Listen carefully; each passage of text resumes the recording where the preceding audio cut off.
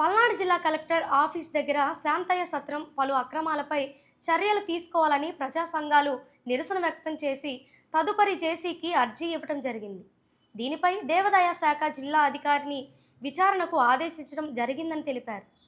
నరసరావుపేట పట్టణం పాత government hospital పక్కనే ఉన్నటువంటి శాంతయ్య సత్రం ఇది 1932 సంవత్సరంలో ఏర్పాటు చేశారు. దీని ఉద్దేశం ఏమిటంటే ప్రజలు ఎవరైనా బాటసార్లు ఉన్నప్పుడు దాంట్లో సేద తీరడానికి సుమారు 11 గదులు లోపల సత్రంలో 14 గదులు బయట ప్రజలకి ఉపయోగకరంగా ఉద్దేశించబడినాయి. ఇప్పుడు అది ఎండోమెంట్ ఆధీనంలో ఉన్నది.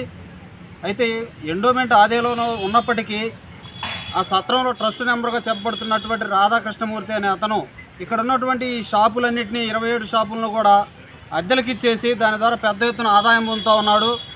ఇది పూర్తిగా అది ఏదైతే ఉద్దేశించి దానికి విరుద్ధంగా జరుగుతూ ఉంది. ముఖ్యంగా ప్రజల ఉపయోగాల కోసం ఉద్దేశించిన ఆ సత్రాన్ని వ్యక్తిగత లాభాల కోసం ఇట్లా ఈ ట్రస్టు నెంబర్లు అద్దెలకు ఇవ్వడం అనేది కరెక్ట్ కాదు. దీని మీద తగు విచారణ జరపాలని చెప్పి గ్రీవెన్స్ డేలో ఈరోజు పల్నాడు జిల్లా కలెక్టర్ గారిని కలిసి అర్జీ ఇవ్వడం జరిగింది.